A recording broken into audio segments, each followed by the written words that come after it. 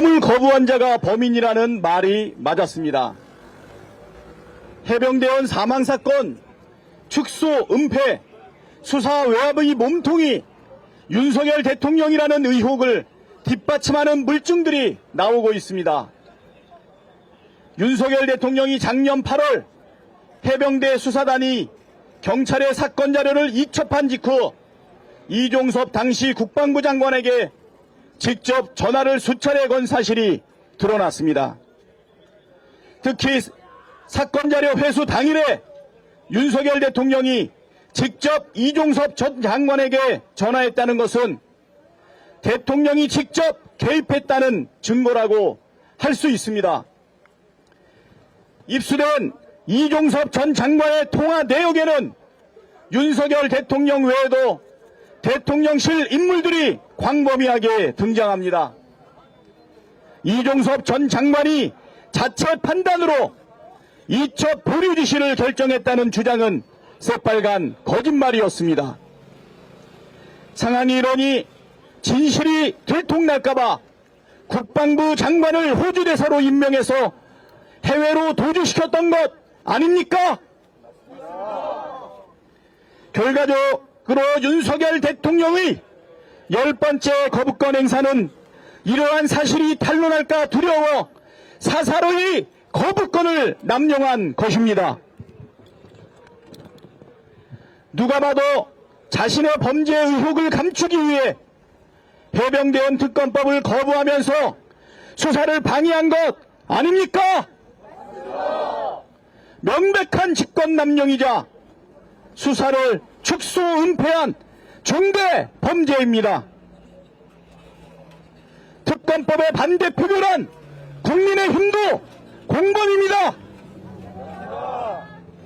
대통령의 잘못을 감추기 위해 국민을 배신한 죄, 권력을 지키기 위해 양심을 버린 죄, 국민께서 반드시 그 죄과를 물을 것입니다. 누구든 범죄를 저질렀으면 법의 심판을 받는 사회가 공정한 사회입니다. 자신의 범죄 행위를 덮기 위해 권력을 사유하는 것을 막는 것이 공정 아닙니까? 해병대원 순직 사건의 진실은 반드시 밝혀내야 합니다. 대통령의 수사 외압 의혹의 실체를 반드시 규명해야 합니다.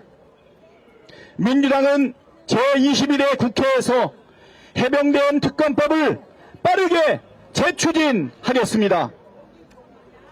한 말씀 더 드리겠습니다. 윤석열 대통령이 어제 국회를 통과한 민주유공자법과 전세사기 특별법 등에 대해서도 거부권을 행사할 예정이라고 합니다. 오늘 3시 지금 이 시간 국무회의를 열어 제2요구를 건의한다고 합니다. 10번의 거부권도 모자라 또 거부권을 행사하겠다는 대통령, 이게 정상입니까?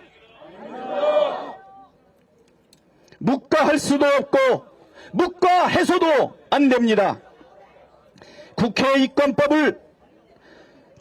입법권을 심각하게 침해하고 삼권 분립 정신을 뒤흔드는 반민주적 폭거를 강력하게 규탄합니다. 도움할 수 있는 모든 방안을 다 강구해 대응하겠습니다. 국민 여러분, 함께 해 주십시오. 우리 민주당은 적당히 하지 않고 끝까지 해내겠습니다. 감사합니다. 대통령 수사 외압 의혹 대통령이 직접 덮어라!